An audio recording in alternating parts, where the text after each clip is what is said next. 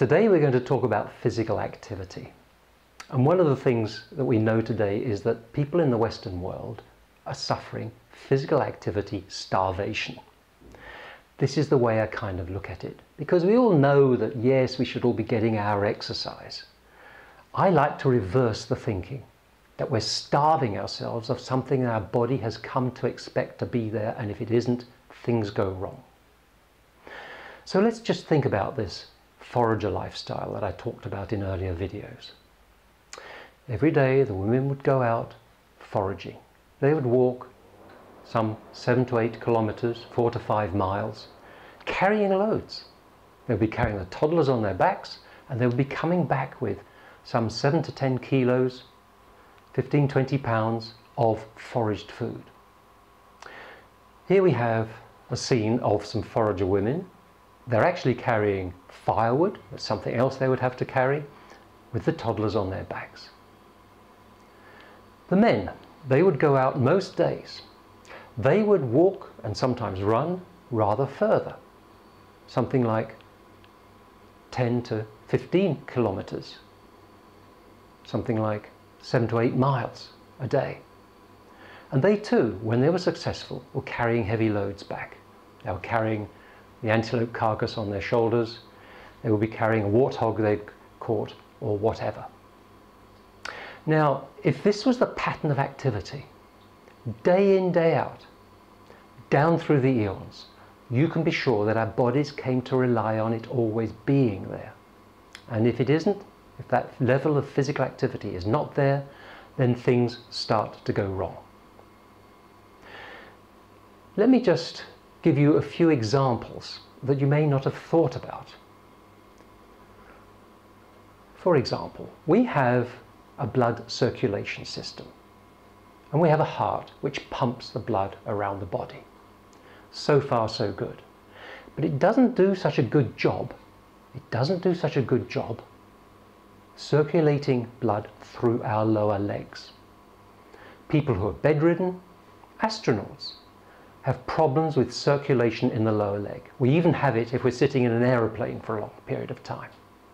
Why might this be? Why doesn't the heart do a good enough job pumping blood through the lower leg? Well, the answer is it never had to. It's because it could rely on us walking up and down like this, and this alternately compresses and decompresses an artery in the ball of our foot, which provides, as it were, a subsidiary or extra pump, pumping the blood in the lower leg. And without it, the circulation doesn't work properly. We have another circulatory system, the lymphatic system. The lymphatic system is responsible for carrying immune system cells down to where they're needed to fight infections, to fight cancers, and to carry away the waste products. Now, the lymphatic system doesn't have a pump at all. It relies entirely on us moving our muscles like this to keep it circulating. And if we're not moving our muscles, then it stagnates. It doesn't do its job properly. Infections set in, cancers can flourish. Astronauts lose some 4% of their bone mass for every month they're in space. Doesn't matter how many calcium tablets they swallow, and we'll talk about bone health in another segment. Why? Because they are not getting the stress on their skeletons that the body expects, and that stress on the bones triggers bone building cells into construct bones, creates little microfractures. This activity creates microfractures which the bones then repair. Without those microfractures, without the bone building cells repairing them, the bones start to disintegrate. The body expects to get those signals from physical activity, and without them, our bones don't have the right kind of health. And there are many other factors too, including hormones.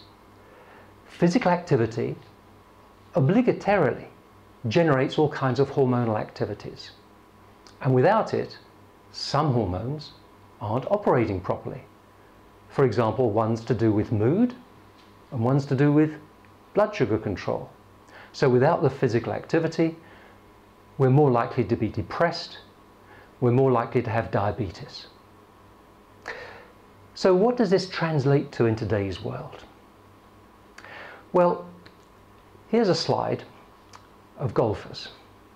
One of the things we find is that golfers who are regular golfers live on average 5 times longer, 5 years longer than people who don't play golf. Now, it's not the golf that counts. What it is that they're walking 4 to 5 miles a day. They're out in the sunshine. Hey, that's a good thing. And what do you know? They're in an environment which looks suspiciously like an English country park. It speaks to our psyche. Now, I'm not saying you have to walk 4 to 5 miles a day even. You can get away with less. But nevertheless, this is the kind of pattern to which the human race is naturally adapted, and you have to think seriously about getting that half an hour a day that the medical profession and the various health authorities are telling you to do, because this is what generates and supports our health in so many different kinds of ways. Everything Geoff Bond says in these videos and a whole lot more is to be found in his book, Deadly Harvest. Check it out at www.deadlyharvest.com.